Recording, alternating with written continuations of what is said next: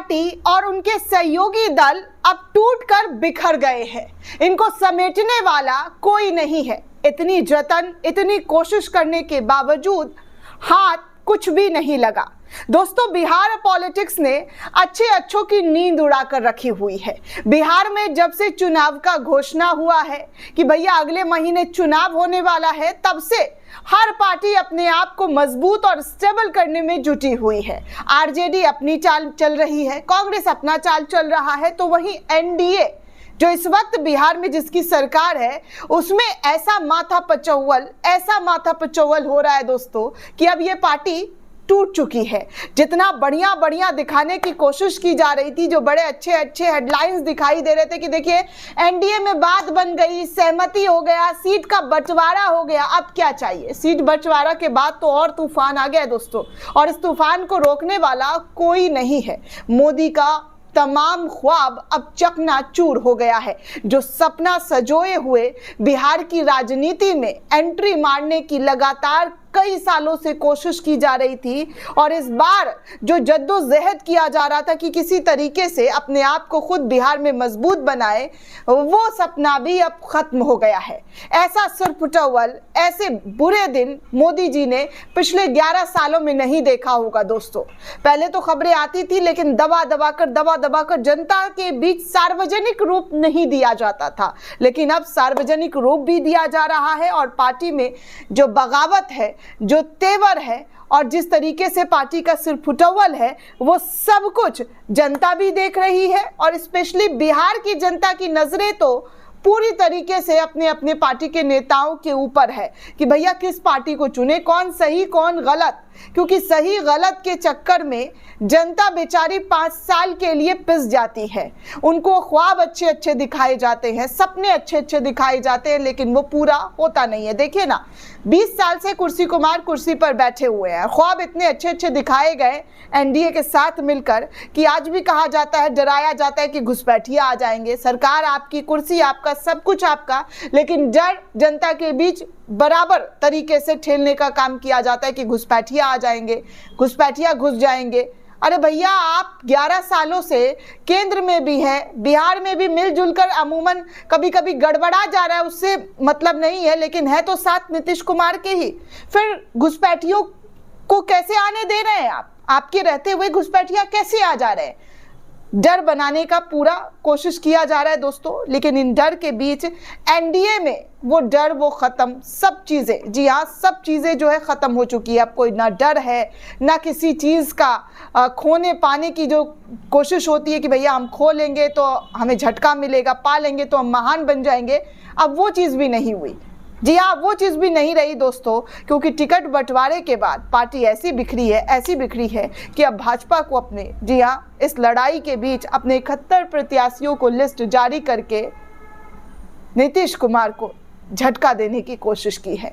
वो नीतीश कुमार जो चिराग पासवान की सीट से अपने कैंडिडेट को उतार चुके हैं, अब उनके आगे बीजेपी ने अपने 71 कैंडिडेट्स की लिस्ट जारी कर दी है।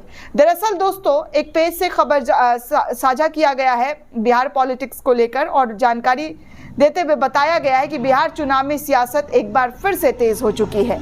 एनडीए में आपसी कलह के बावजूद भाजपा ने कल अपने 71 प्रत्याशियों की लिस्ट जारी कर दी है। उधर हम पार्टी के मुखिया जीतन राम मांझी ने भी 6 प्रत्याशियों को टिकट दे दिया है। वहीं इसी बीच शांत दिखने वाले उपेंद्र कुशवाहा ने मीडिया के जरिए साफ कह दिया है कि एनडीए में सब कुछ ठीक नहीं है।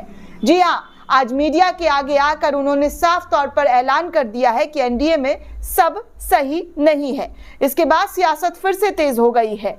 भाजपा के 2 बड़े नेताओं के साथ लगातार बैठक जो है असफल होने के बाद उपेंद्र कुशवाहा दिल्ली पहुंच चुके हैं। जैसा कि मैंने आपको पहली वाली वीडियो में बताया है कि अब जो है नित्यानंद राय, जिन्हें बिहार का पूरा कमान दिया गया है, वो उपेंद्र कुशवाहा को लेकर दिल्ली पहुंच गए हैं। अब ऐसे में उपेंद्र कुशवाहा ने तो ये संदेश दे ही दिया है कि एनडीए में सब कुछ भालो नहीं, सब खराब है, क्योंकि यहाँ पर खराब स्थिति में पार्टी की जो तमाम चीजें नजर आ रही है वो लगातार एक एक करके हम आपको बता रहे हैं। कहा जा रहा है दोस्तों चिराग पासवान और जीतन राम मांझी के बीच पहले से ही तनातनी चल रही थी। उधर जदयू ने भी अपनी कड़े तेवर जो है दिखाने शुरू कर दिए हैं। चिराग पासवान की सीट से अपने कैंडिडेट्स को उतारकर उन्होंने साफ संदेश दे दिया है कि किसी के आगे झुकना नहीं है, यानी कि पुष्पा नहीं झुकेगा। झुकने की अब स्थिति किसकी है? तो भारतीय जनता पार्टी की। कल भी 2 बार झुक गए बेचारे, भागलपुर कहलगांव सीट से और एक और सीट था कराकाट, वहां से। आप सोचिए कि किस तरीके से जो है बीजेपी कोशिश तो कर रही है सबको साथ लाने की, लेकिन साथ जो है भारतीय जनता पार्टी का दिख नहीं रहा है इनके सहयोगी दलों के साथ। अब देखिए एक और खबर आई है। खबर यह है कि उप मुख्यमंत्री विजय सिन्हा ने अपना नामांकन भर दिया है। रोड शो में 300 अधिक वाहन को शामिल किया है। दिल्ली की मुख्यमंत्री रेखा गुप्ता, सम्राट चौधरी और केंद्रीय मंत्री गिरिराज सिंह भी इस दौरान वहां पर मौजूद थे। समर्थकों के लिए भोज का भी आयोजन किया है। बिहार में दोस्तों नामांकन के दौरान जो है काफी कुछ इंटरेस्टिंग चीजें दिखती है।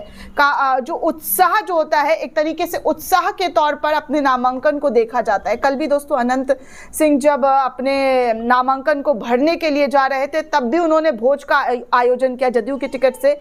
इस बार जदयू ने अनंत सिंह को टिकट दिया है, तब भी उन्होंने अपना जो शक्ति प्रदर्शन है वो बिहार के अंदर दिखाने की कोशिश की थी। और आज जो है जो बिहार में दूसरे वाले जो बीजेपी के डिप्टी सीएम है विजय सिन्हा, वो भी नजर आ रहे हैं। इधर दोस्तों जो तस्वीरें तेजस्वी यादव की तरफ से नजर आ रही है वो भी मैं आपको दिखा दूं कि विधानसभा क्षेत्र राधेपुर से नामांकन के लिए तेजस्वी यादव भी निकल गए हैं।